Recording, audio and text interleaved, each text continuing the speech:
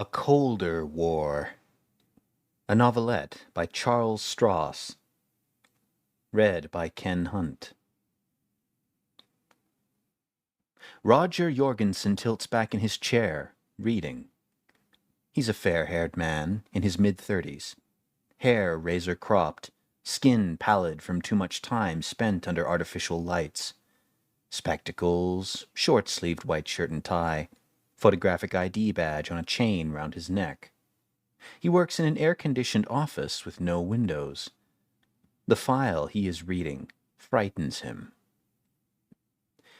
Once when Roger was a young boy, his father took him to an open day at Nellis Air Force Base out in the California desert. Sunlight glared brilliantly from the polished silver plate flanks of the big bombers, sitting in their concrete-lined dispersal bays behind barriers and blinking radiation monitors. The brightly colored streamers flying from their pilot tubes lent them a strange, almost festive appearance, but they were sleeping nightmares. Once awakened, nobody except the flight crew could come within a mile of the nuclear-powered bombers and live. Looking at the gleaming, bulging pods slung under their wingtip pylons, Roger had a premature inkling of the fires that waited within, a frigid terror that echoed the siren wail of the air raid warnings. He'd sucked nervously on his ice cream and gripped his father's hand tightly while the band ripped through a cheerful Sousa march, and only forgot his fear when a flock of Thunder Chiefs sliced by overhead and rattled the car windows for miles around. He has the same feeling now, as an adult, reading this intelligence assessment that he had as a child, watching the nuclear-powered bombers sleeping in their concrete beds. There's a blurry photograph of a concrete box inside the file, snapped from above by a high-flying U-2 during the autumn of '61. 3 coffin-shaped lakes bulking, dark and gloomy beneath the Arctic sun. A canal heading west, deep in the Soviet heartland, surrounded by warning trefoils and armed guards. Deep waters saturated with calcium salts, concrete cofferdams lined with gold and lead. A sleeping giant, pointed at NATO, more terrifying than any nuclear weapon. Project Koshi.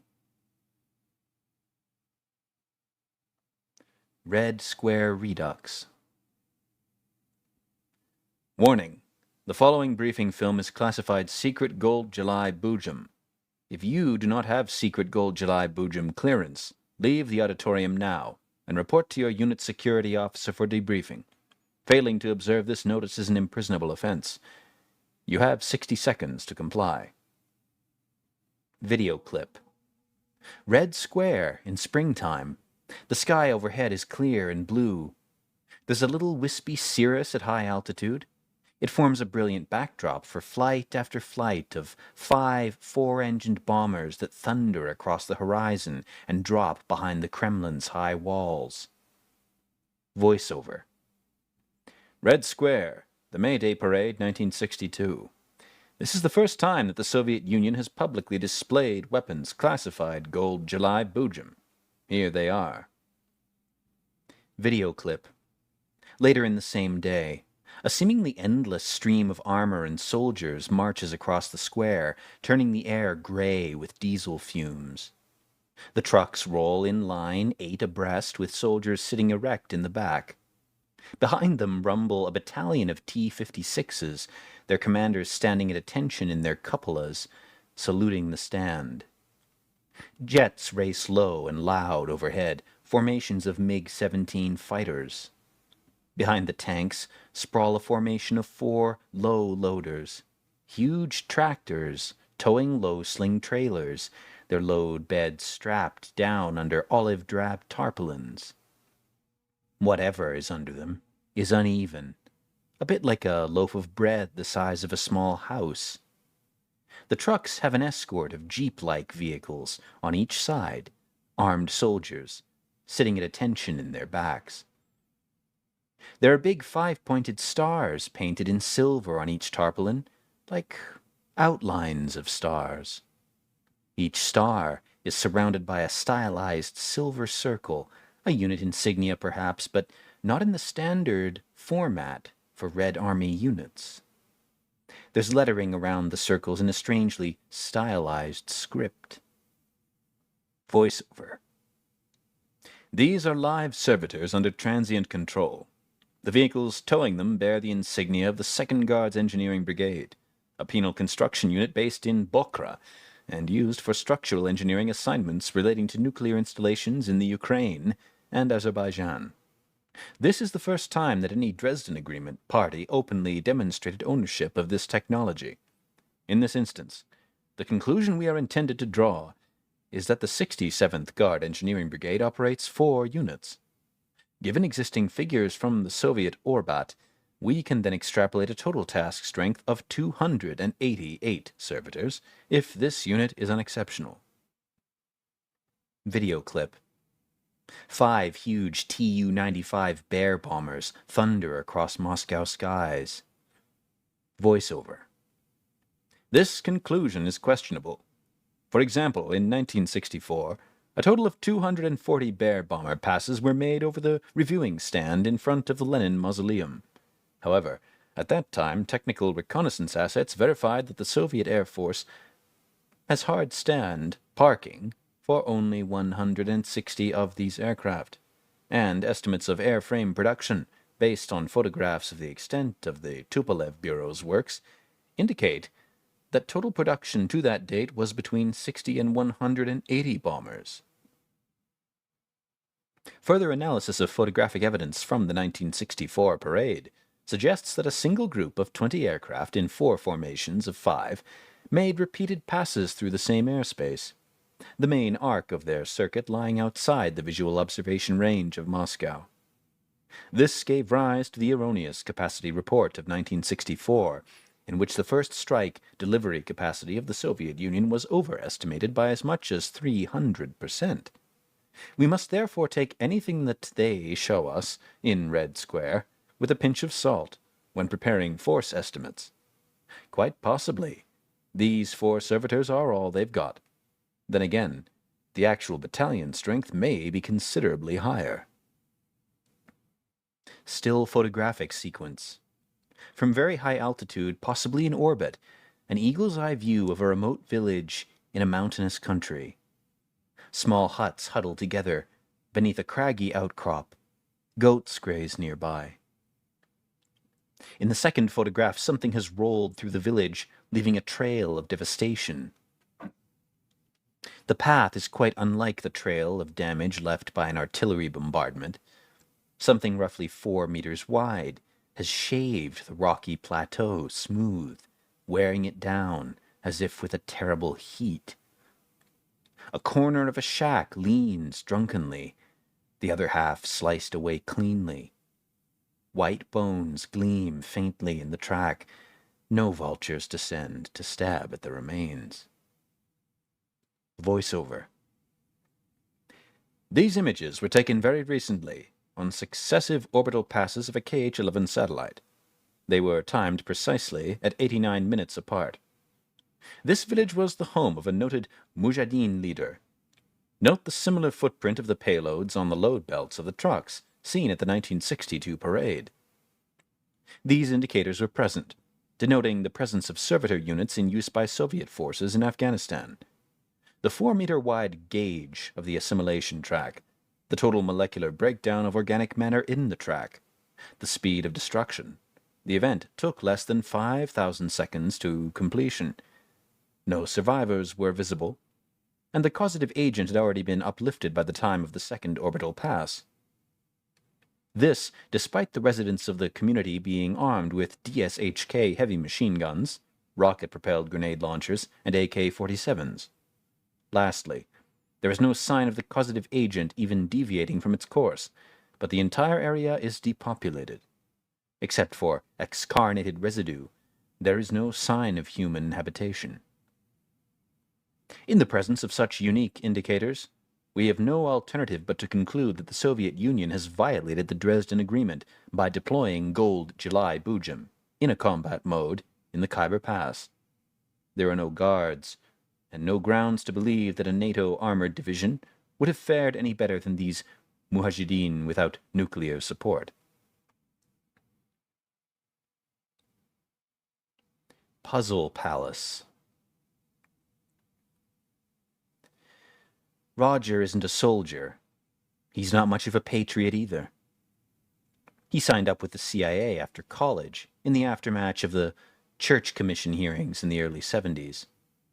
The company was out of assassination at that time, just a bureaucratic engine rolling out national security assessments. That's fine by Roger. Only now, 5 years later, he's no longer able to roll along, casually disengaged, like a car in neutral, bowling down a shallow incline towards his retirement, pension, and a gold watch. He puts the file down on his desk and with a shaking hand pulls an illicit cigarette from the pack he keeps in his drawer. He lights it and leans back for a moment to draw a breath. Force relaxation. Staring at smoke rolling in the air beneath the merciless light until his hand stops shaking. Most people think spies are afraid of guns, or KGB guards, or barbed wire. But in point of fact, the most dangerous thing they face is paper. Papers carry secrets. Papers can carry death warrants. Papers like this one, this folio, with its blurry 18-year-old faked missile photographs and estimates of time/survivor curves and pervasive psychosis ratios, can give you nightmares, dragging you awake, screaming in the middle of the night.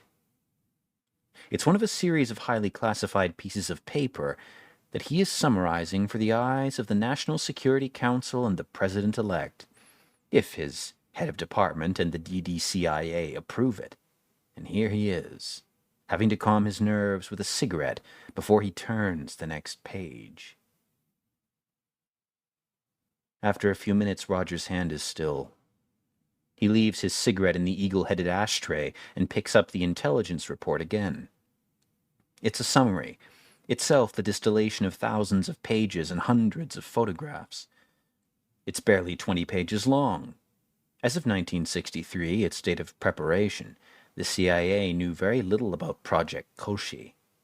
Just the bare skeleton, and rumors from a highly placed spy. And their own equivalent project, of course. Lacking the Soviet lead in that particular field, the USAF fielded the silver-plated white elephants of the NB-39 project, 12 atomic-powered bombers armed with XK Pluto, ready to tackle Project Koshi should the Soviets show signs of unsealing the bunker.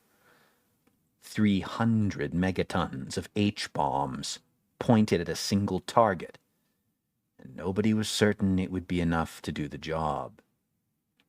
And then there was the hard-to-conceal fiasco in Antarctica. Egg on face, a subterranean nuclear test program in international territory? If nothing else, it had been enough to stop JFK running for a second term. The test program was a bad excuse, but it was far better than confessing what had really happened to the 501st Airborne Division on the cold plateau beyond Mount Erebus. The plateau that the public didn't know about, that didn't show up on the maps issued by the geological survey departments of those governments party to the Dresden Agreement of 1931, an arrangement that even Hitler had stuck to. The plateau that had swallowed more U-2 spy planes than the Soviet Union, more surface expeditions than darkest Africa. Shit, how the hell am I going to put this together for him? Rogers spent the past 5 hours staring at this 20-page report, trying to think of a way of summarizing their dryly quantifiable terror in words that will give the reader power over them, the power to think the unthinkable. But it's proving difficult. The new man in the White House is straight-talking, demands straight answers. He's pious enough not to believe in the supernatural, confident enough that just listening to one of his speeches is an uplifting experience, if you can close your eyes and believe in morning in America.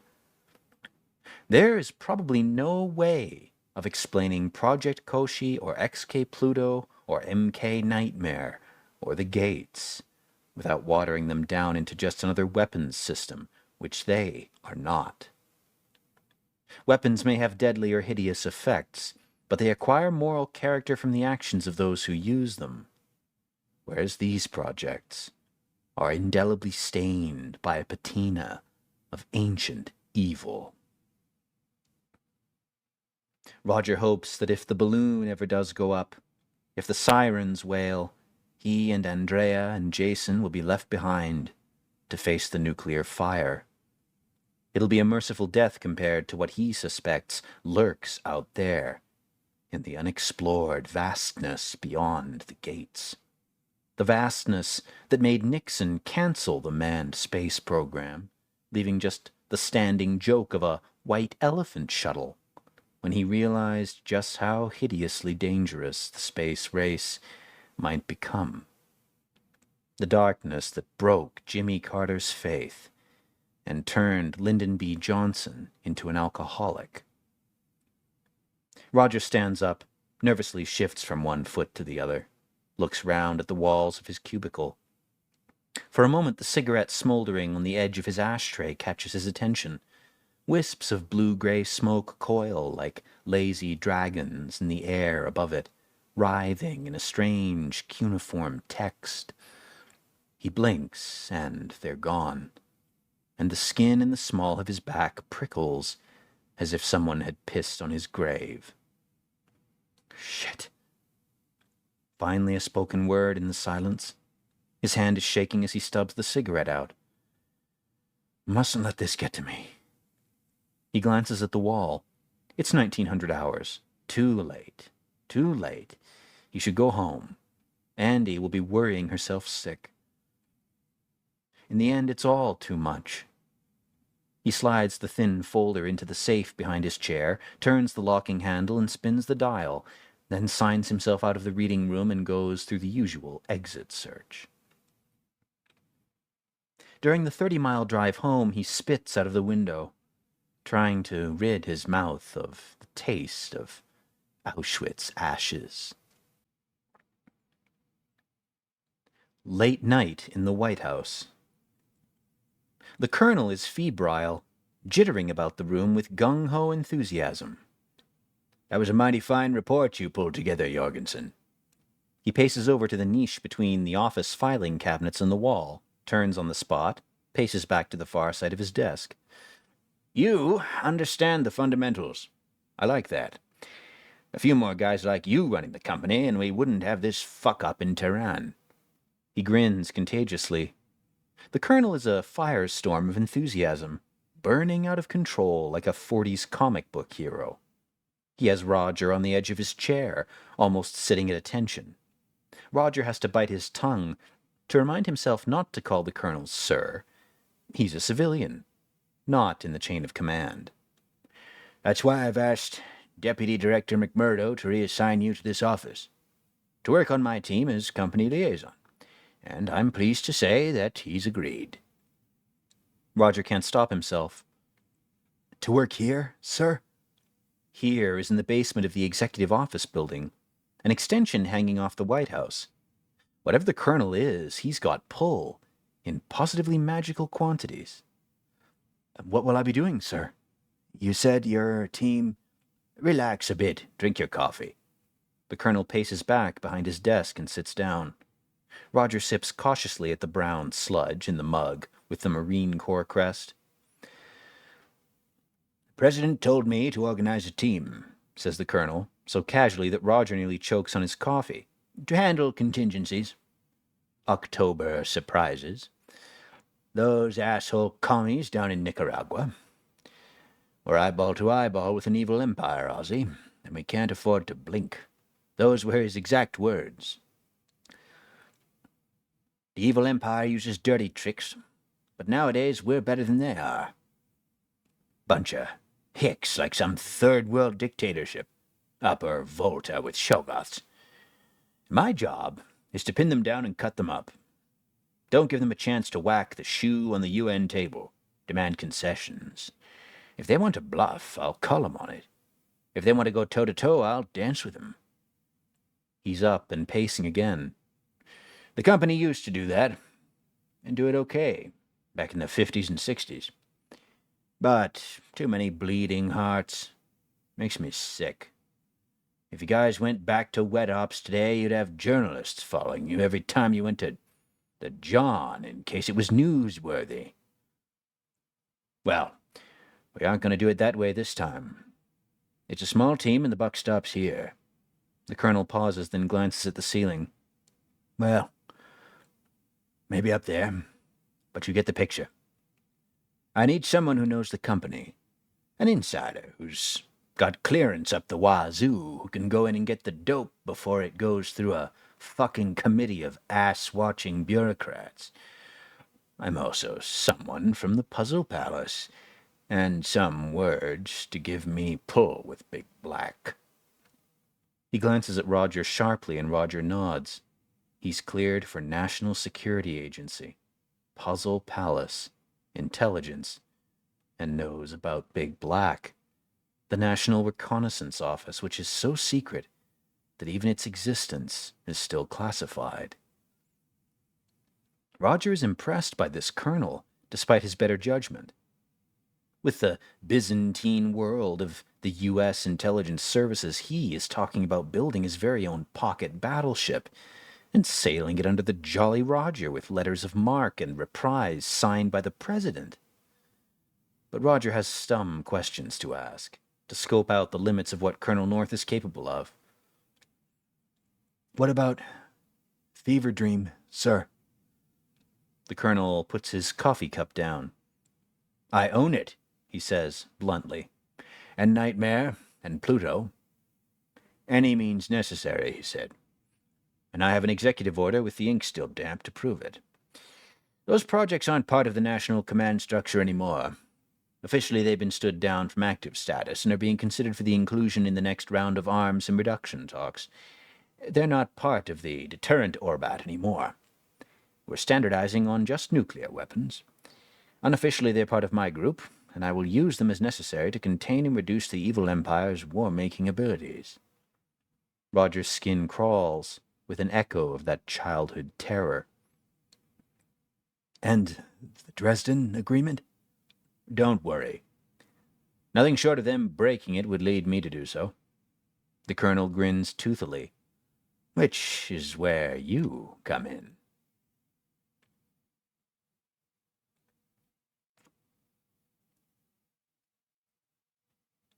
The moonlit shores of Lake Vostok. The metal pier is dry and cold, the temperature hovering close to 0 degrees Fahrenheit. It's oppressively dark in the cavern under the ice, and Roger shivers inside his multiple layers of insulation, shifts from foot to keep warm. He has to swallow to keep his ears clear, and he feels slightly dizzy from the pressure in the artificial bubble of air pumped under the ice ceiling to allow humans to exist here, under the Ross ice shelf. They'll all spend more than a day sitting in depressurization chambers on the way back up to the surface. There is no sound from the water's lapping just below the edge of the pier. The floodlights vanish into the surface and keep going. In the water, in the subsurface Antarctic lake, is incredibly clear. But it's swallowed up rapidly, giving an impression of infinite, inky depths. Roger is here as the colonel's representative to observe the arrival of the probe, receive the consignment they're carrying, and report back that everything is running smoothly. The others try to ignore him, jittery at the presence of the man from D.C. They're a gaggle of engineers and artificers, flown out via McMurdo Base to handle the midget sub's operations. A nervous lieutenant supervises a squad of Marines with complicated-looking weapons, half gun and half video camera, stationed at the corners of the raft. And there's the usual platform crew, deep-sea rig maintenance types, but subdued and nervous-looking. They're afloat in a bubble of pressurized air, wedged against the underside of the Antarctic ice sheet. Below them stretch the still, supercooled waters of Lake Vostok. They're waiting for a rendezvous. 500 years, reports one of the techs, rising on 10. His companion nods. They're waiting for the men in the midget sub, drilling quietly through 3 miles of frigid water, intruders in a long-drowned tomb. Have him back on board in no time. The sub has been away for nearly a day. It set out with enough battery juice for the journey and enough air to keep the crew breathing for a long time if there's a system failure. But they've learned the hard way that fail-safe systems aren't. Not out here, at the edge of the human world. Roger shuffles some more. I was afraid the battery load on the cell you replaced would trip an undervoltage isolator, and we'd be here till hell freezes over. The sub-driver jokes to his neighbor. Looking round, Roger sees one of the Marines cross himself. Have you heard anything from Gorman or Susklowitz? He asks quietly. The lieutenant checks his clipboard. Not since departure, sir, he says. We don't have comms with the sub while it's submerged. Too small for ELF. And we don't want to alert anybody who might be, listening. Indeed. The yellow hunchback shape of the midget submarine appears at the edge of the radiance shed by the floodlights. Surface waters undulate, oily, as the sub rises. Crew transfer vehicle secured, the driver mutters into his mic. He's suddenly very busy adjusting trim settings, blowing bottled air into ballast tanks, discussing ullage levels and blade count with his number 2. The crane crew are busy too, running their long boom out over the lake. The sub's hatch is visible now, bobbing along the top of the water. The lieutenant is suddenly active. Jones, Savati, stake it out, left and center. The crane is already swinging the huge lifting hook over the sub, waiting to bring it aboard. I want eyeballs on the portholes before you crack this thing. It's the 10th run, 7th manned, through the eye of the needle, on the lake bed. The drowned structure, so like an ancient temple. And Roger has a bad feeling about it. We can't get away with this forever, he reasons. Sooner or later. The sub comes out of the water like a gigantic yellow bath toy, a cyborg whale designed by a god with a sense of humor. It takes tense minutes to winch it in and maneuver it safely onto the platform. Marines take up position, shining torches in through 2 of the portholes that bulge myopically from the smooth curve of the sub's nose. Up on top, someone is talking into a handset plugged into the stubby coning tower. The hatch locking wheel begins to turn. Gorman, sir. It's the lieutenant. In the light of the sodium floods, everything looks sallow and washed out. The soldier's face is the color of damp cardboard, slack with relief. Roger waits while the submariner, Gorman, clambers unsteadily down from the top deck. He's a tall, emaciated-looking man wearing a red thermal suit 3 sizes too big for him. Salt and pepper stubble textures his jaw with sandpaper. Right now he looks like a cholera victim. Sallow skin, smell of acrid ketones as his body eats its own protein reserves. A more revolting miasma hovering over him. There's a slim aluminum briefcase chained to his left wrist, a bracelet of bruises, darkening the skin above it. Roger steps forward. Sir. Gorman straightens up for a moment, almost a shadow of military attention.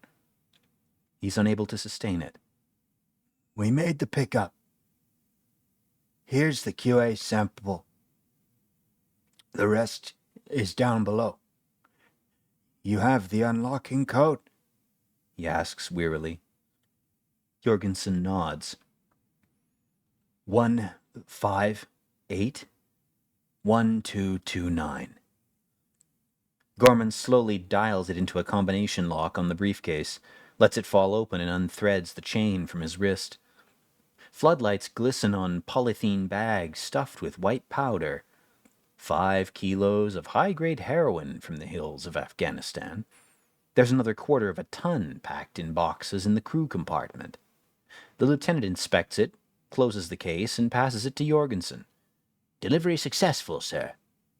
From the ruins on the high plateau of the Taklamakan Desert to American territory in Antarctica, by way of a detour through gates linking alien worlds. Gates that nobody knows how to create or destroy, except the predecessors. And they aren't talking. "What's it like through there?" Roger demands, shoulders tense. "What did you see?" Up on top, Sustowitz is sitting in the sub's hatch, half slumping against the crane's attachment post. There's obviously something very wrong with him. Gorman shakes his head and looks away. The wan light makes the razor-sharp creases on his face stand out, like the crackled and shattered surface of a Jovian moon. Crow's feet, wrinkles, signs of age, hair the color of moonlight. "It took so long," he says, almost complaining, sinks to his knees. "All that time we've been gone." He leans against the side of the sub, a pale shadow, aged beyond his years. "The sun was so bright, and our radiation detectors. It must have been a solar flare or something." He doubles over and retches at the edge of the platform. Roger looks at him for a long, thoughtful minute. Gorman is 25, and a fixer for Big Black. Early history in the Green Berets. He was in rude good health 2 days ago, when he set off through the gate to make the pickup. Roger glances at the lieutenant. "I'd better go and tell the colonel," he says. A pause. "Get these two back to recovery and see they're looked after. I don't expect we'll be sending any more crews through Victor Tango for a while." Roger turns and walks toward the lift shaft, hands clasped behind his back to keep them from shaking. Behind him, alien moonlight glimmers across the floor of Lake Vostok, 3 miles and untold light years from home.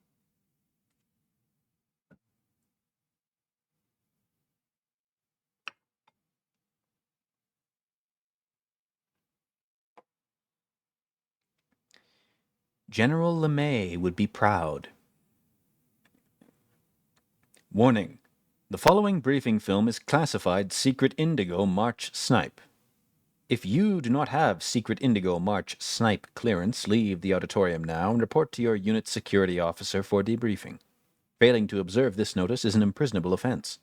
You have 60 seconds to comply. Video clip. Shot of a huge bomber, rounded gun turrets sprouting like mushrooms from the decaying log of its fuselage. Weirdly bulbous engine pods slung too far out towards each wingtip, 4 turbine tubes clumped around each atomic kernel. Voiceover. The Convair B-39 Peacemaker is the most formidable weapon in our Strategic Air Command's arsenal for peace. Powered by 8 nuclear-heated Pratt and Whitney NP-4051 turbojets, it circles endlessly above the Arctic ice cap, waiting for the call. This is Item 1, the flight training and test bird.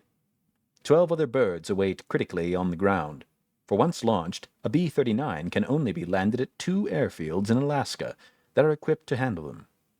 This one's been airborne for 9 months so far and shows no signs of age. Cut to a shark the size of a Boeing 727 falling away from the open bomb bay of the monster.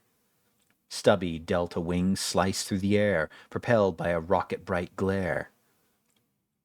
Voiceover. A modified Navajo missile.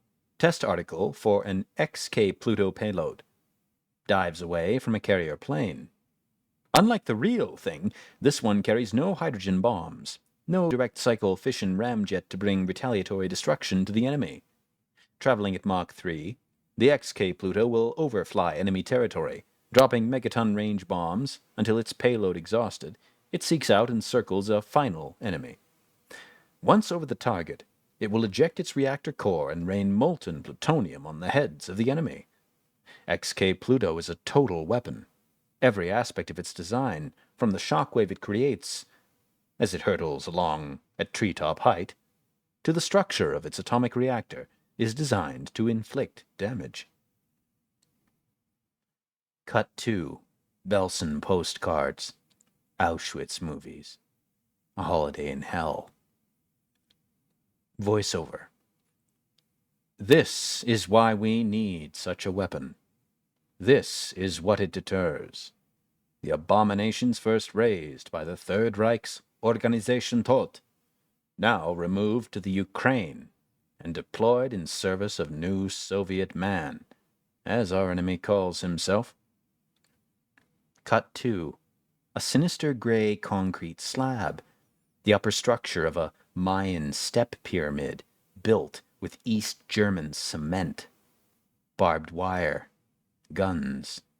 A drained canal slashes north from the base of the pyramid towards the Baltic coastline, relic of the installation process.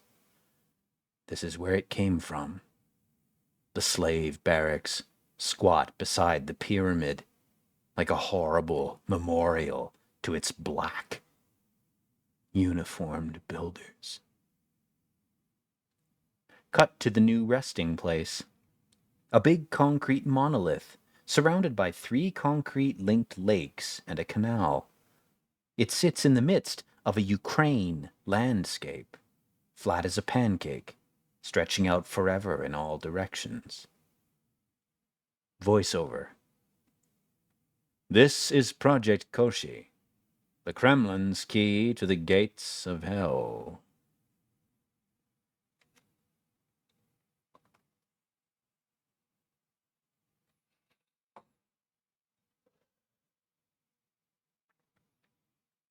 Technology Taster.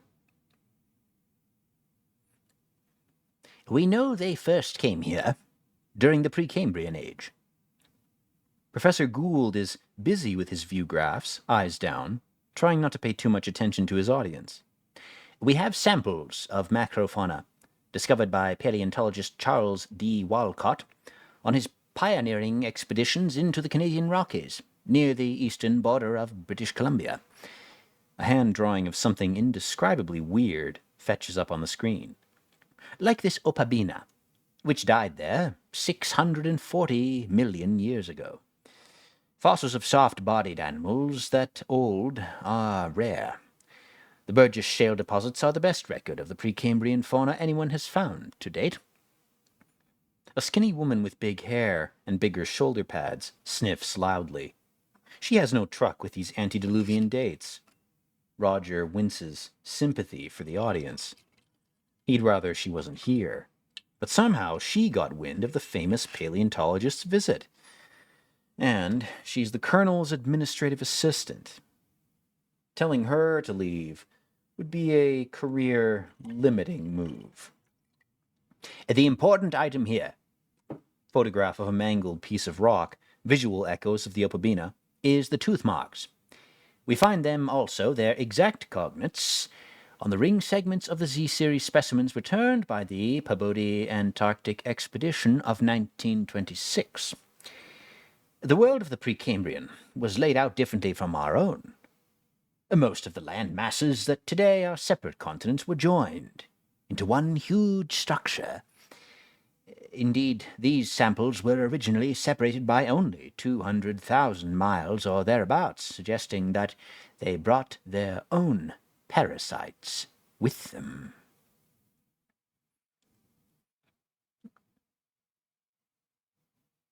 What do the tooth marks tell us about them that we need to know? Asks the colonel. The doctor looks up, his eyes gleam. That something like to eat them when they were fresh, There's a brief rattle of laughter. Something with jaws that open and close like the iris in your camera. Something we thought was extinct. Another view graph, this time with a blurry underwater photograph on it. The thing looks a bit like a weird fish, a turbocharged armored hagfish with side skirts and spoilers, or maybe a squid with not enough tentacles. The upper head is a flattened disc, fronted by two bizarre fern-like tentacles drooping over the weird sucker mouth on its underside. This snapshot was taken in Lake Vostok last year. It should be dead. There's nothing there for it to eat. This, ladies and gentlemen, is Anomalocaris, our toothy chewer. He pauses for a moment. I'm very grateful to you for showing it to me, he adds, even though it's going to make a lot of my colleagues very angry. Is that a shy grin? The professor moves on rapidly, not giving Roger a chance to fathom his real reaction. Now, this is interesting to the extreme, Gould comments. Whatever it is, it looks like a cauliflower head or maybe a brain. Fractally branching stalks, continuously diminishing in length and diameter until they turn into an iridescent fuzzy manifold wrapped around a central stem. The base of the stem is rooted to a barrel-shaped structure that stands on 4 stubby tentacles. We had somehow managed to cram Anomalocaris into our taxonomy, but this is something that has no precedent. It bears a striking resemblance to an enlarged body segment of a hallucigena. Here he shows another view graph, something like a stiletto-heeled centipede wearing a war bonnet of tentacles. But a year ago we worked out that we had poor hallucinogena upside down, and it was actually just a spiny worm. And the high levels of iridium and diamond in the head here. This isn't a living creature. At least not within the animal kingdom I've been studying for the past 30 years. There's no cellular structure at all. I asked one of my colleagues for help, and they were completely unable to isolate any DNA or RNA from it at all. It's more like a machine that displays biological levels of complexity. Can you put a date to it? Asks the colonel. Yup, the professor grins. It predates the wave of atmospheric atomic testing that began in 1945. That's about all.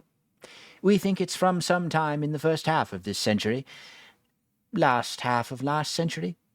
It's been dead for years, but there are older people still walking this earth. In contrast, he flips the picture of Anomalocaris. This specimen we found in rocks that are roughly 610 million years old. He whips up another shot, similar structure, much clearer. Note how similar it is to the dead but not decomposed one. They're obviously still alive. Somewhere. He looks at the colonel, suddenly bashful and tongue-tied. Can I talk about the thing we were, earlier? Sure, go ahead. Everyone here is cleared for it. The colonel's casual wave takes in the big-haired secretary and Roger, and the 2 guys from Big Black who are taking notes, and the very serious woman from the Secret Service, and even the balding, worried-looking admiral with the double chin and Coke bottle glasses. Oh, all right. Bashfulness falls away. Well, we've done some preliminary dissections on the Anomalocaris tissues you supplied us with, and we've sent some samples for laboratory analysis. Nothing anyone could deduce much from, he adds hastily. He straightens up. What we discovered is quite simple. These samples did not originate in Earth's ecosystem. Cladistic analysis of their intracellular characteristics and what we've been able to work out of their biochemistry indicates not a point of divergence from our own ancestry, but the absence of common ancestry. A cabbage is more human. Has more in common with us than this creature. You can't tell by looking at the fossils 600 million years after it died, but live tissue samples are something else. It's a multicellular organism, but each cell appears to have multiple structures like nuclei, a thing called, synctitum. No DNA. It uses RNA with a couple of base pairs that aren't used by terrestrial biology. We haven't been able to figure out what most of its organelles do with their terrestrial cognates, what those would be. And additionally, it builds proteins using a couple of amino acids that we don't, that nothing living does. Either it's descended from an ancestry that diverged from ours before the archaeobacteria, or, far more probably, it is no relative at all. He isn't smiling anymore. The gateways, Colonel? Yeah, that's about the size of it. Critter you've got there was retrieved by one of our missions on the other side of a gate. Gould nods. I don't suppose you could get me some more, he asks hopefully.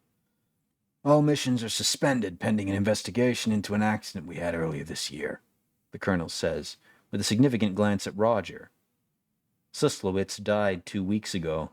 Gorman is still disastrously sick, connective tissue rotting in his body, massive radiation exposure the probable cause. Normal service will not be resumed.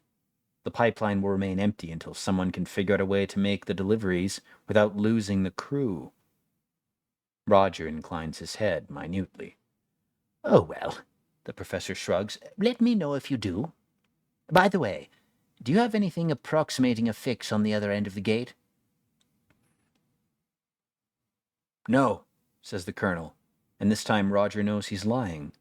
Mission 4, before the colonel diverted their payload capacity to another purpose, planted a compact radio telescope in an empty courtyard in the city on the far side of the gate. XK Masada, where the air is too thin to breathe without oxygen, where the sky is indigo, and the buildings cast razor-sharp shadows across a rocky plain baked to the consistency of pottery under a blood-red sun. Subsequent analysis of pulsar signals recorded by the station confirmed that it was nearly 600 light-years closer to the galactic core, inward along the same spiral arm. There are glyphs on the alien buildings that resemble symbols seen in the grainy black and white Minot photos of the doors of the bunker in the Ukraine. Symbols behind which the subject of Project Koshi lies undead and sleeping. Something evil, scraped from a nest in the drowned wreckage of a city on the Baltic floor. Why do you want to know where they came from? Well, we know so little about the context in which life evolves. For a moment the professor looks wistful. We have had only one datum point, Earth. This world. Now we have a second, a fragment of a second. We get a third, we can begin to ask a deep question like, not is there life out there, because we know the answer to that one now, but questions like what sort of life is out there, and is there a place for us? Roger shudders. Idiot, he thinks. If only you knew, you wouldn't be so happy. He restrains the urge to speak. Doing so would be another career-limiting move. More to the point, it might be a life expectancy-limiting move for the professor, who certainly didn't deserve any such drastic punishment for his cooperation. Besides, Harvard professors visiting the executive office building in D.C. are harder to disappear than calm simp teachers by some fly-blown jungle in Nicaragua. Somebody might notice. The colonel would be annoyed.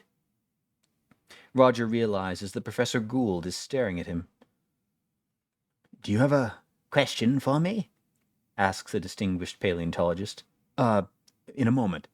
Roger shakes himself, remembering time survivor curves, the captured Nazi medical atrocity records mapping the ability of a human brain to survive in close proximity to the Baltic singularity.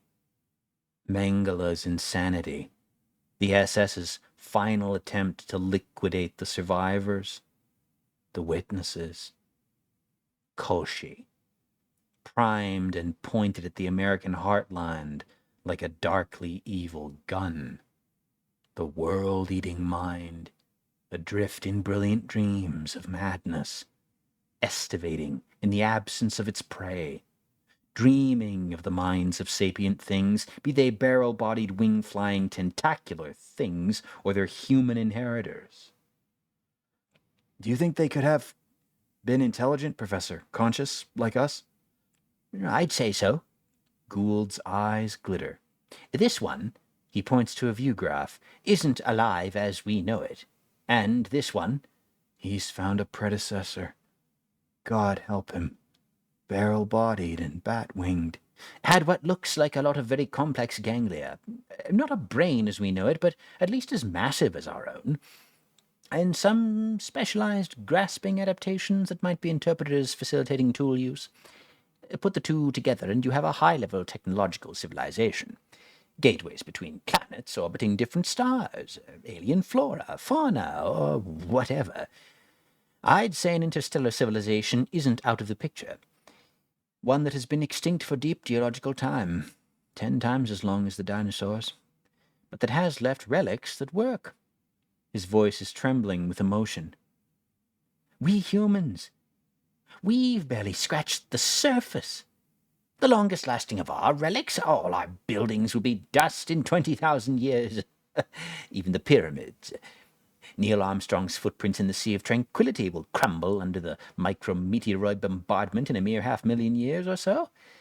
The emptied oil fields will refill over 10 million years. Methane percolating up through the mantle. Continental drift will erase everything.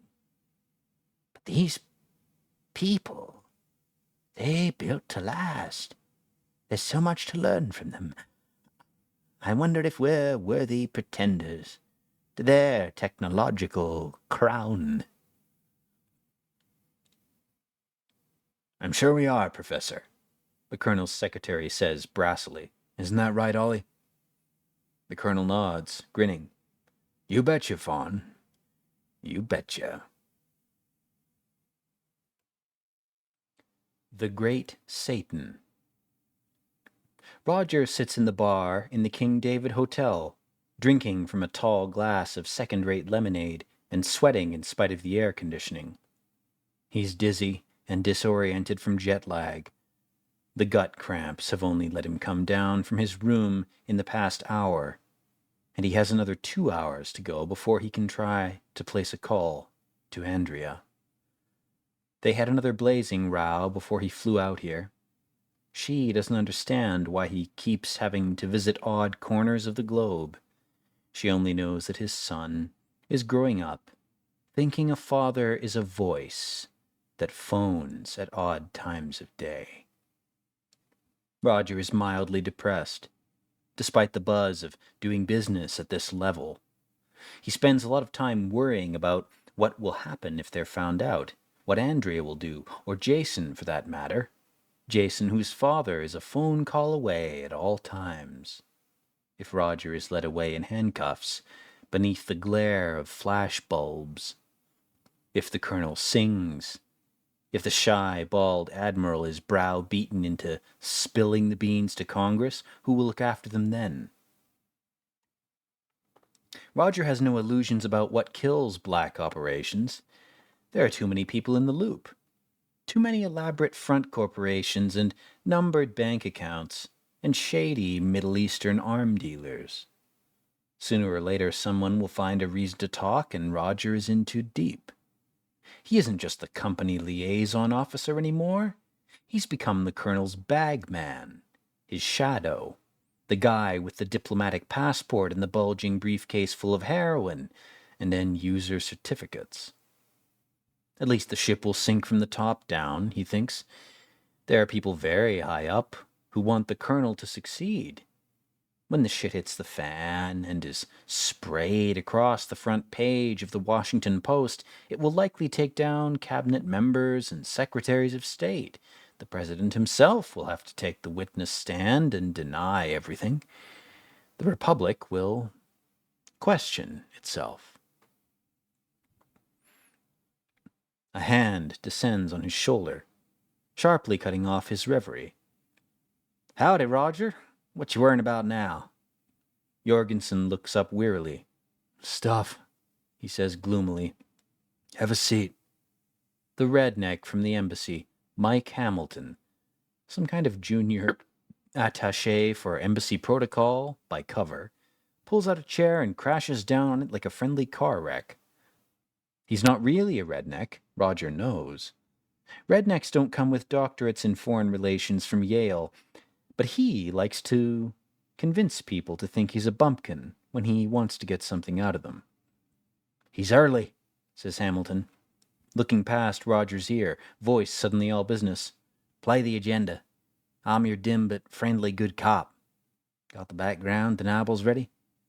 Roger nods, then glances round and sees Mehmet, family name unknown, approaching from the other side of the room.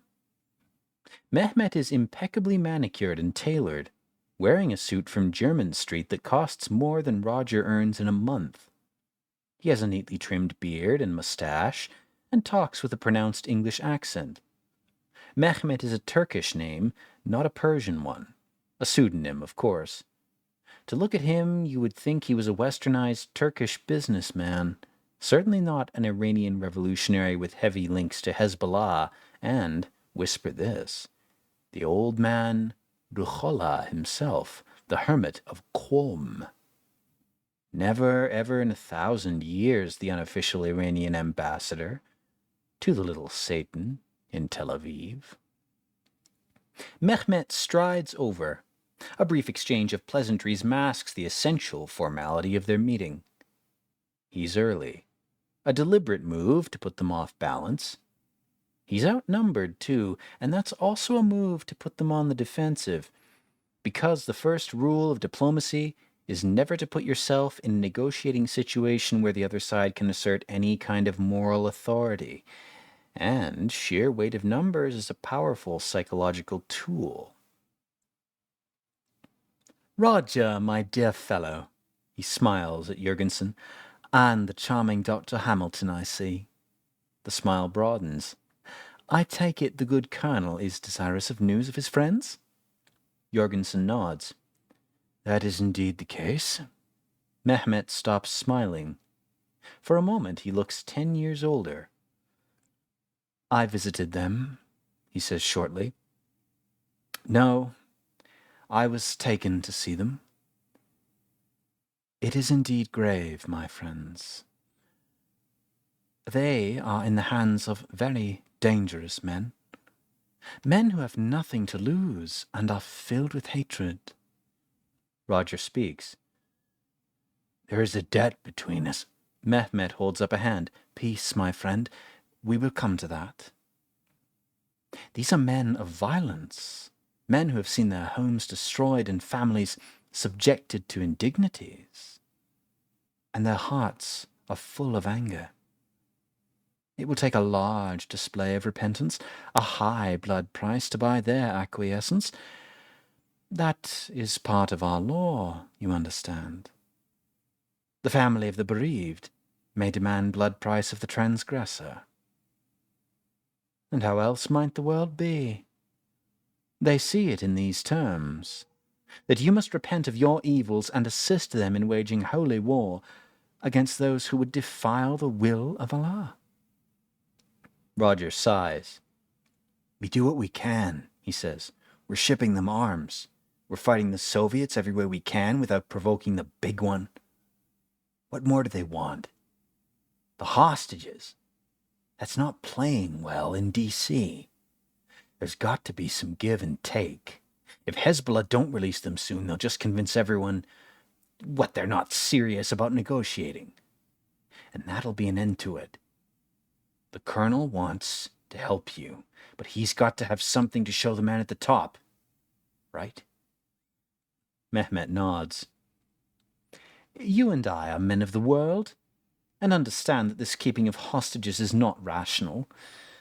But they look to you for defense against the great Satan that assails them, and their blood burns with anger that your nation, for all its fine words, takes no action.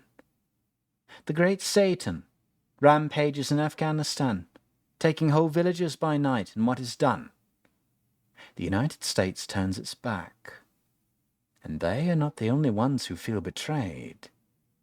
Our Ba'athist foes from Iraq, in Basra, the holy, rather the unholy, Brotherhood of Takrit, and their servants, the Mukhabarat, hold nightly sacrifice upon the altar of Yar Suthot. The fountains of blood in Tehran testify to their effect. If the richest, most powerful nation on earth refuses to fight, these men of violence from the Bikar think, how may we unstop the ears of that nation? And they are not sophisticates like you or I. He looks at Roger, who hunches his shoulders uneasily. We can't move against the Soviets openly. They must understand that it would be the end of far more than their little war. If the Taliban want American help against the Russians, it cannot be delivered openly. It's not the Russians that we quarrel with, Mehmet says quietly, but their choice in allies. They believe themselves to be infidel atheists, but by their deeds they shall be known. The icy spore of Leng is upon them. Their tools are those described in the Kitab al-Hazif. We have proof that they have violated the terms of the Dresden Agreement. The accursed and unhallowed stalk the frozen passes of the Himalayas by night, taking all whose path they cross. And will you stop your ears even as the Russians grow in misplaced confidence, sure that their domination of these forces of evil is complete? The gates are opening everywhere, as it was prophesied. Last week, we flew an F-14C with a camera relay pod through one of them. The pilot and weapons operator are in paradise now. But we have glanced into hell, and have the film and radar plots to prove it. The Iranian ambassador fixes the redneck from the embassy with an icy gaze. Tell your ambassador that we have opened preliminary discussions with Mossad, with a view to purchasing the produce of a factory in Dimona in the Negev desert. Past insults may be set aside, for the present danger imperils all of us. They are receptive to our arguments, even if you are not. His Holiness the Ayatollah has declared in private that any warrior who carries a nuclear device into the abode of the Eater of Souls will certainly achieve paradise. There will be an end to the followers of the ancient abominations on this earth, Dr. Hamilton. Even if we have to push the nuclear bombs down their throats with our own hands. Swimming pool. Mr. Jorgensen, at what point did you become aware that the Iranian government was threatening to violate UN Resolution 216 and the Non-Proliferation Protocol to the 1956 Geneva Accords? Roger sweats under the hot lights. His heartbeat accelerates. I'm not sure I understand the question, sir. I asked you a direct question. Which part don't you understand? I'm going to repeat myself slowly.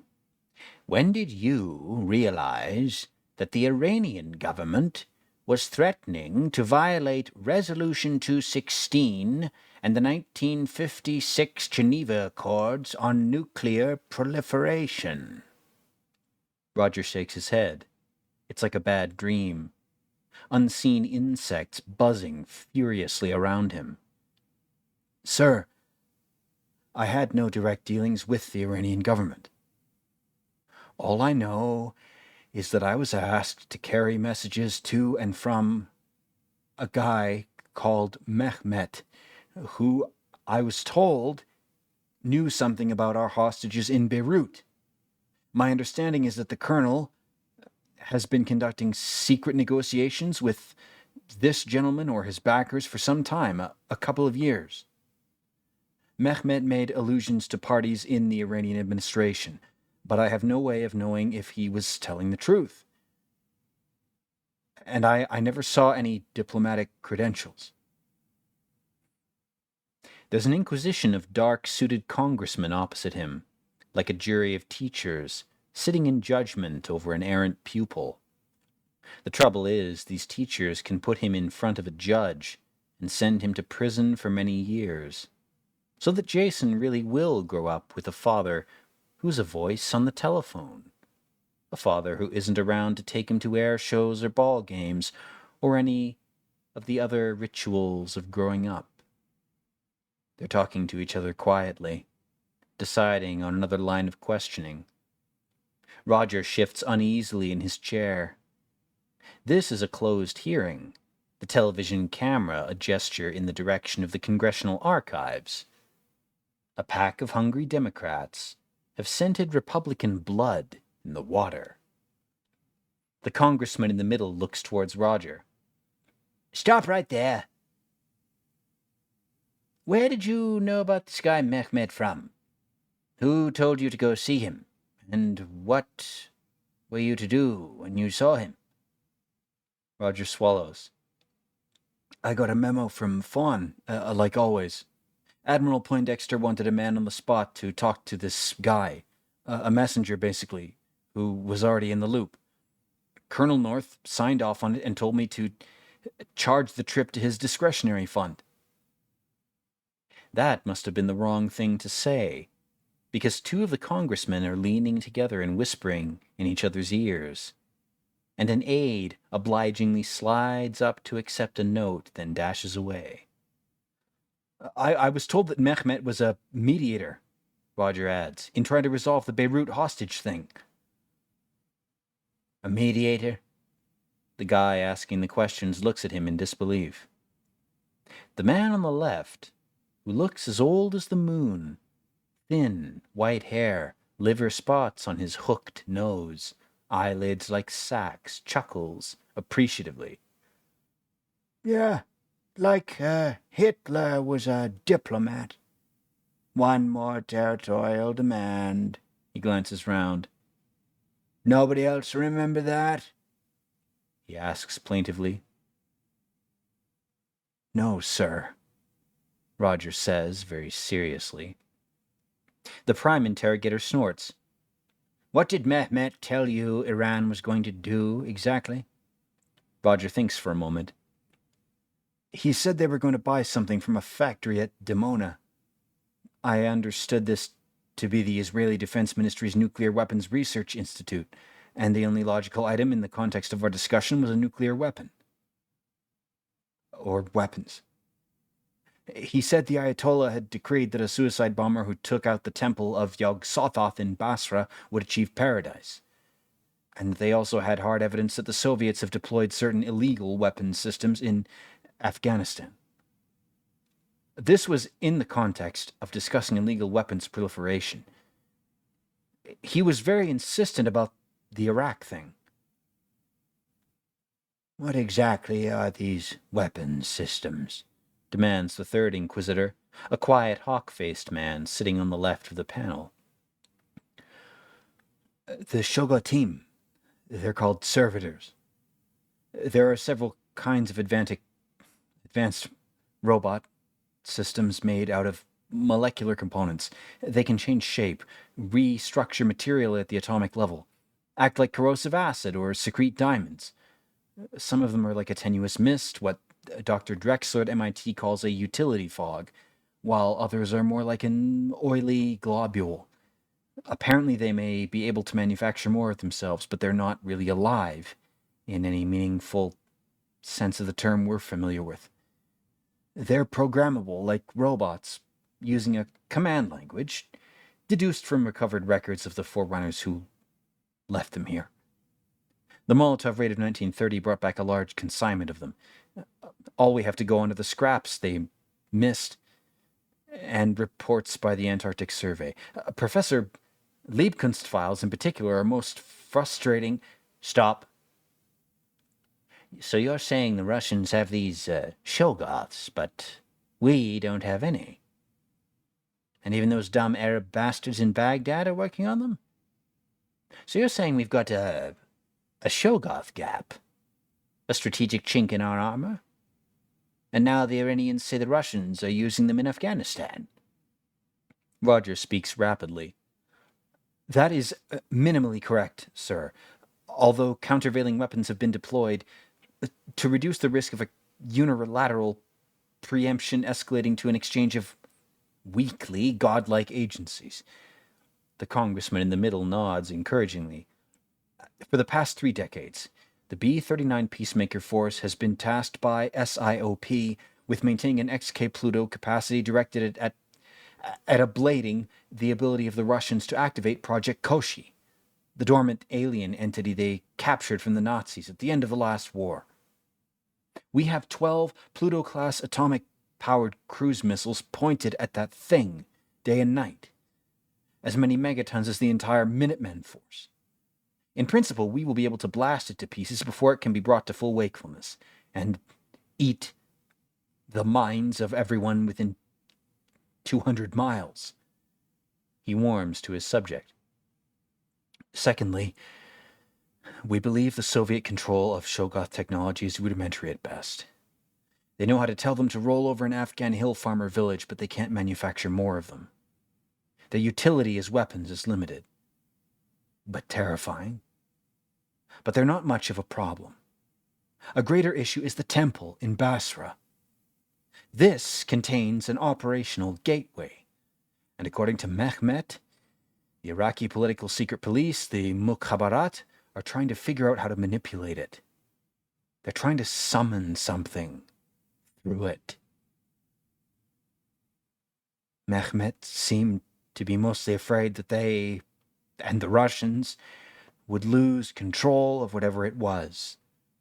Presumably another weakly, godlike creature like the K-Tulu entity at the core of Project Koshi. The old guy speaks. This Fulu thing, boy. You can drop those stupid K prefixes around me. Is it one of a kind? Roger shakes his head. I don't know, sir. We know the gateway's linked to at least 3 other planets. There may be many that we don't know of. We don't know how to create them or close them. All we can do is send people through or pile bricks in the opening. He nearly bites his tongue, because there are more than 3 worlds out there, and he's been to at least one of them. The bolt hole on XK Masada, built by the NRO from their secret budget. He's seen the mile-high dome Buckminster Fuller spent his last decade designing for them, the rings of Patriot air defense missiles, a squadron of black diamond-shaped fighters from the Skunk Works, said to be invisible on radar, patrols the empty skies of XK Masada. Hydroponic farms and empty barracks and apartment blocks await the senators and congressmen and their families and thousands of support personnel. In event of war, they'll be evacuated through the small gate that has been moved to the executive office building basement, in a room beneath the swimming pool where Jack used to go skinny dipping with Marilyn. Off the record now. The old congressman waves his hand in a chopping gesture. I say, off, boy. The cameraman switches off his machine and leaves. He leans forward towards Roger. What you're telling me is we've been waging a secret war since when? The end of the Second World War? Earlier? The Pabody Antarctic expedition in the 20s? Whose survivors brought back the first of these alien relics? And now the Iranians have gotten into the game. And figure it's part of their fight with Saddam. Sir, Roger barely trusts himself to do more than nod. Well, the congressman eyes his neighbors sharply. Let me put it to you that you have heard the phrase, the great filter. What does that mean to you? The great... Roger stops. Professor Gould, he thinks. We had a professor of paleontology lecture us, he explains. I think he mentioned it. Something about how there aren't any aliens in flying saucers buzzing us the whole time. The congressman snorts. His neighbor starts and sits up. Well, thanks to Pabody and his followers, Liebkunst and the like, we know there's a lot of life in the universe. The great filter, boy, is whatever force stops most of it developing intelligence and coming to visit. Something, somehow, kills intelligent species before they develop this kind of technology for themselves. How about meddling with relics of the elder ones? What do you think about that? Roger licks his lips nervously.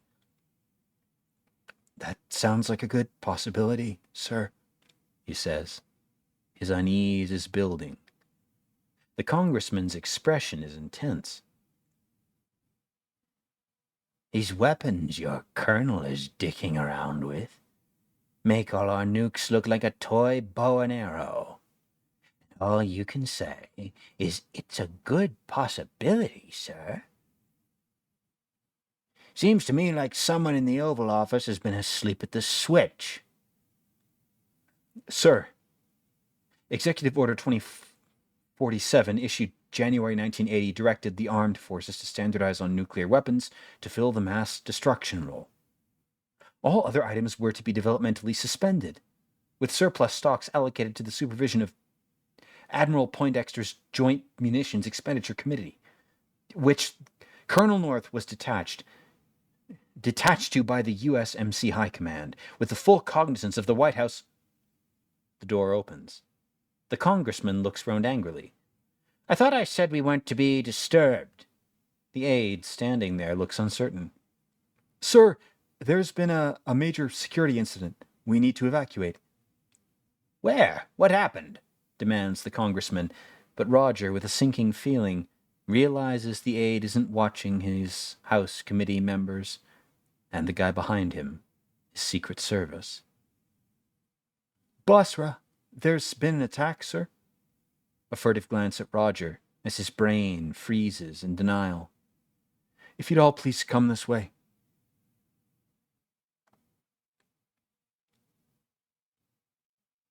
Bombing in 15 minutes. Heads down, through a corridor where congressional staffers hurry about carrying papers, urgently calling one another. A cadre of dark-suited Secret Service agents close in, hustling Roger along the wake of the committee members. A wailing like tinnitus fills his ears. What's happening? He asks, but nobody answers. Down into the basement, another corridor, where 2 Marine guards are waiting with drawn weapons. The Secret Service guys are exchanging terse reports by radio. The committee men are hustled along, away on a narrow side service tunnel. Roger is stalled by the entrance. What's going on? He asks his minder. Just a moment, sir. More listening. These guys cock their heads to one side as they take instruction. Birds of prey scanning the horizon for prey. Delta 4 coming in. Over. You're cleared to go along the tunnel now. Sir, this way. What's happening?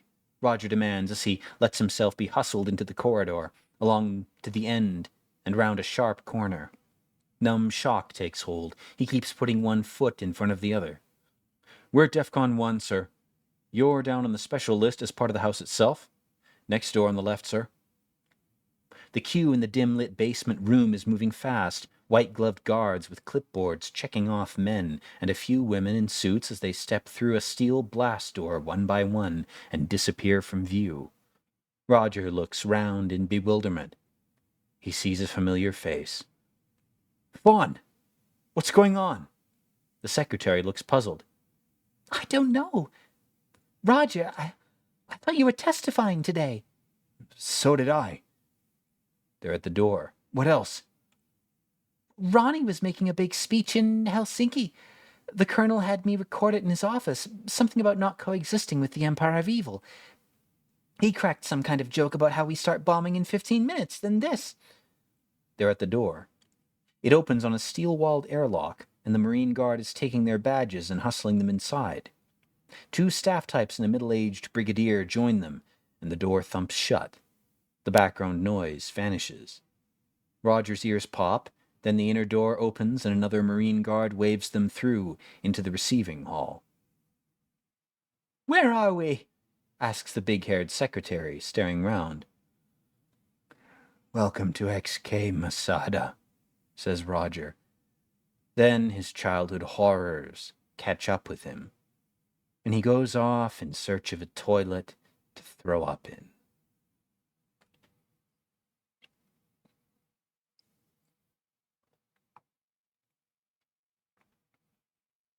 We Need You Back. Roger spends the next week in a state of numbed shock. His apartment here is like a small hotel room, a hotel with security, air conditioning, and windows that only open onto an interior atrium. He pays little attention to his surroundings. It's not as if he has a home to return to. Roger stops shaving, stops changing his socks, stops looking in mirrors or combing his hair. He smokes a lot, orders cheap bourbon from the commissary, and drinks himself into an amnesic stupor each night. He is frankly a mess, self-destructive. Everything disintegrated under him at once. His job, the people he held in high regard, his family, his life. All the time he can't get one thing out of his head.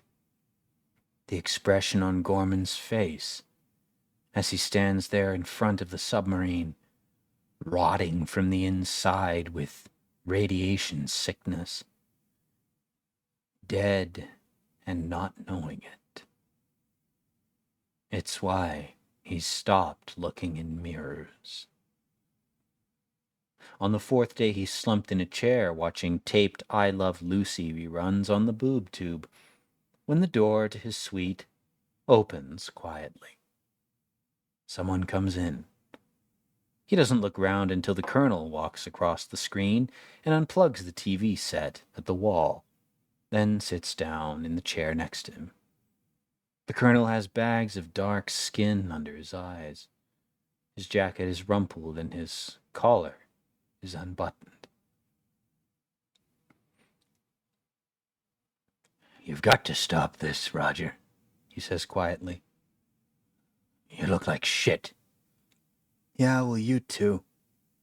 The colonel passes him a slim manila folder. Without wanting to, Roger slides out the single sheet of paper within. "So, it was them." "Yeah." A moment's silence. "For what it's worth, we haven't lost yet. We may yet pull your wife and son out alive, or be able to get back home." "Your family too, I suppose." Roger's touched by the colonel's consideration, the pious hope that Andrea and Jason will be all right even through his shell of misery. He realizes his glass is empty. Instead of refilling it, he puts it down on the carpet beside his feet. "Why?" The colonel removes the sheet of paper from his numb fingers. "Probably someone spotted you in the King David and traced you back to us. The Mukhabarat had agents everywhere, and if they were in league with the KGB..." He shrugs. "Things escalated rapidly. Then the president cracked that joke over a hot mic that was supposed to be switched off.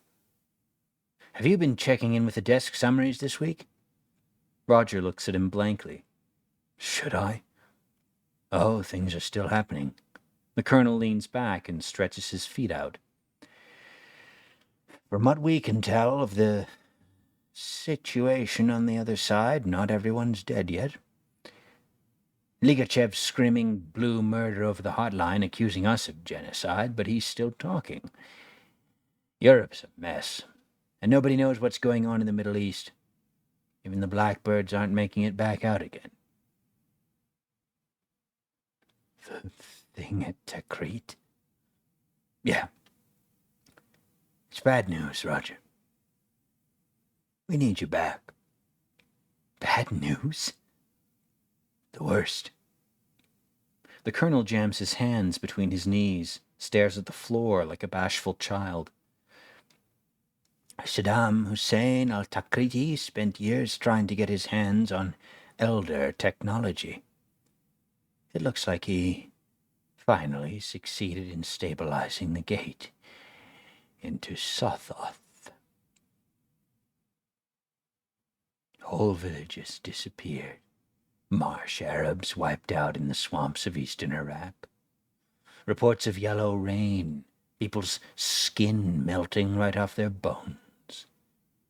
The Iranians got itchy and finally went nuclear. Trouble is they did so 2 hours before that speech.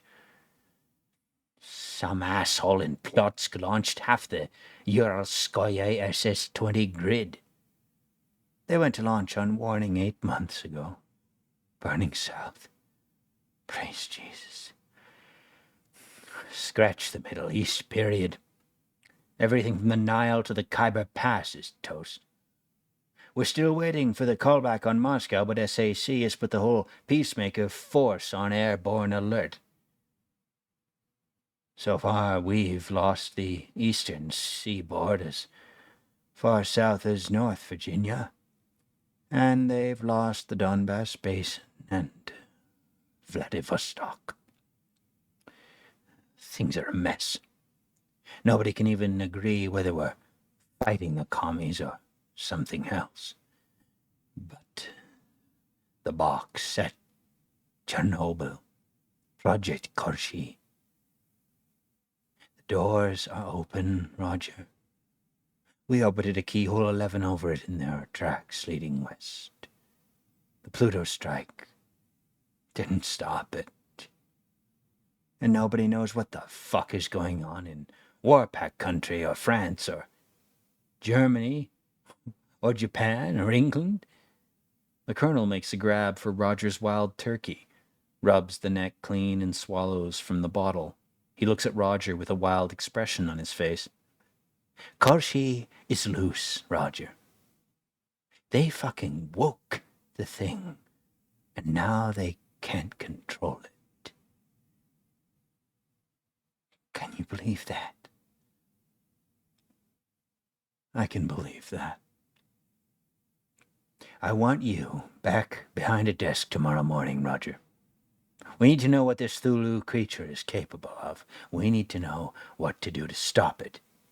Forget Iraq. Iraq's a smoking hole in the map. But K-Thulu is heading towards the Atlantic coast. What are we going to do if it doesn't stop?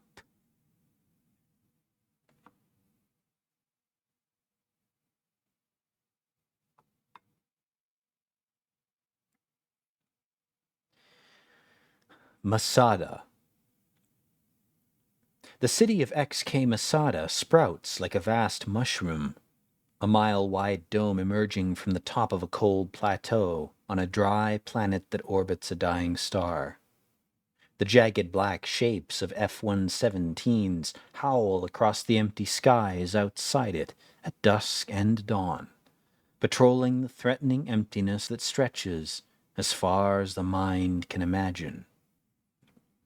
Shadows move in the streets of the city, hollowed-out human shells in uniform.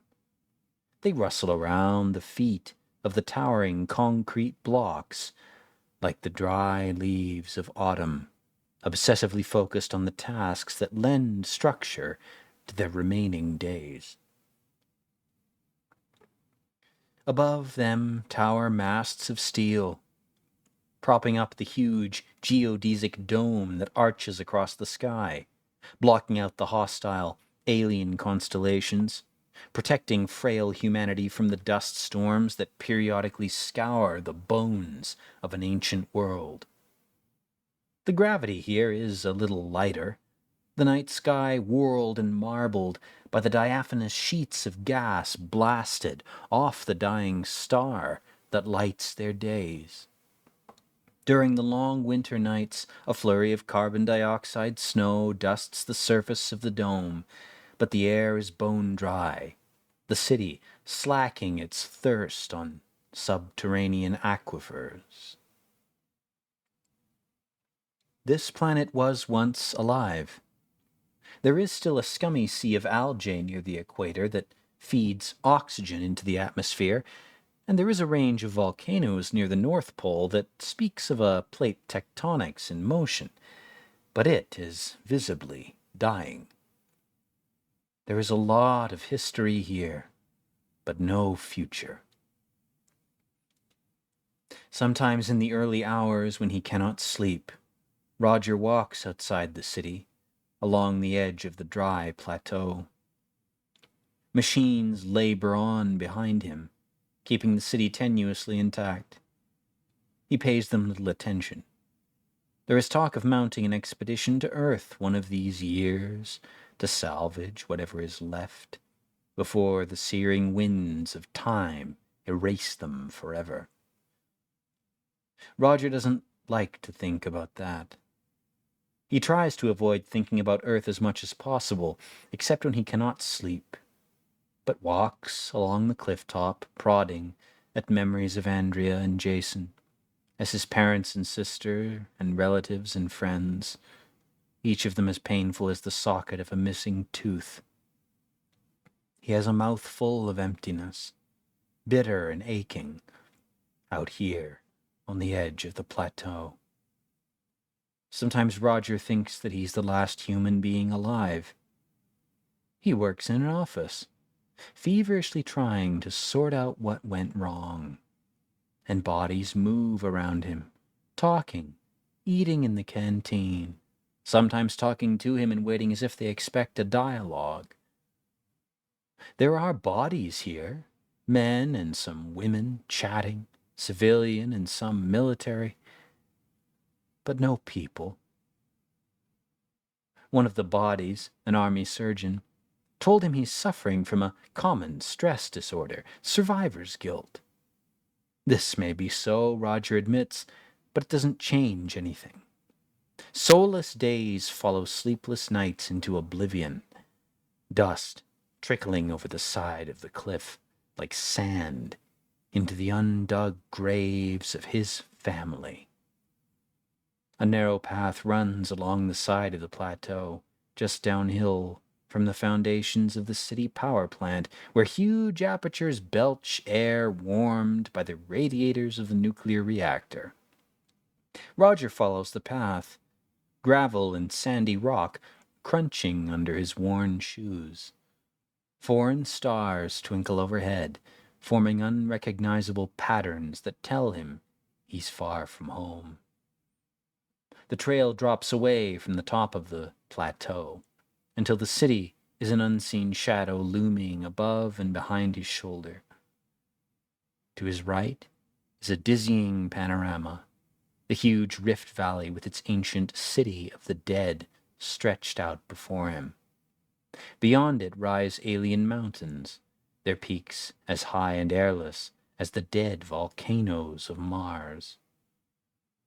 About half a mile away from the dome, the trail circles an outcrop of rock and takes a downhill switchback turn. Roger stops at the bend and looks out across the desert at his feet.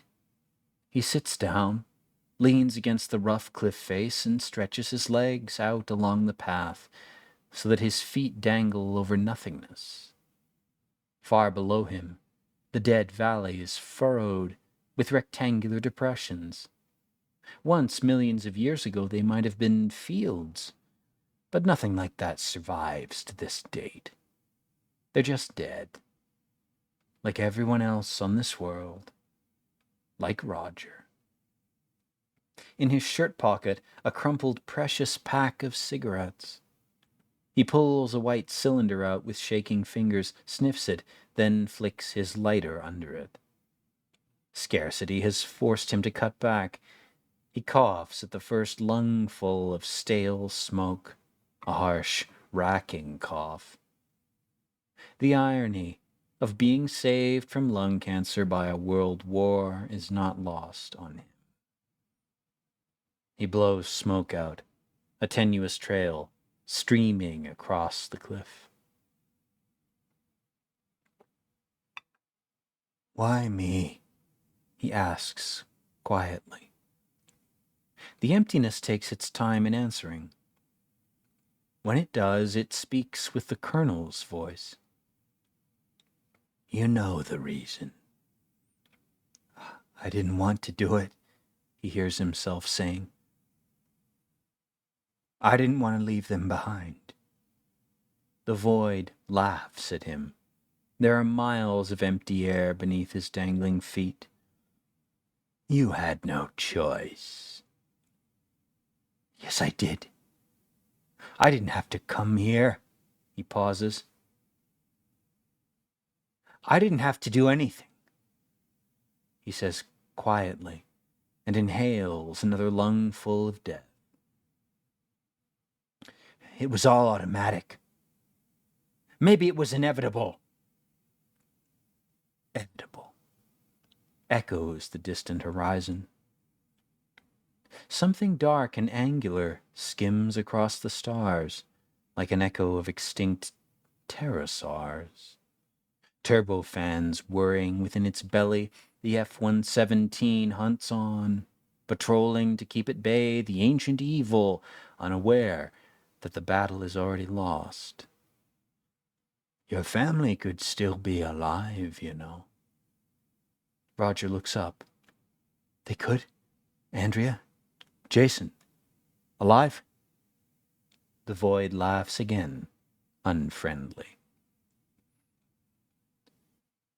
There is life eternal within the Eater of Souls. Nobody is ever forgotten or allowed to rest in peace. They populate the simulation spaces of its mind, exploring all the possible alternative endings to their life.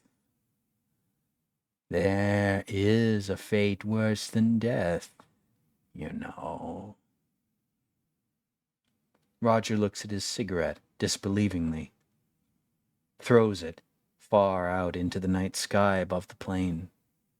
He watches it fall until its ember is no longer visible. Then he gets up. For a long moment he stands poised on the edge of the cliff, nerving himself and thinking. Then he takes a step back, turns, and slowly makes his way up the trail toward the redoubt on the plateau. If his analysis of the situation is wrong, at least he is still alive. And if he is right,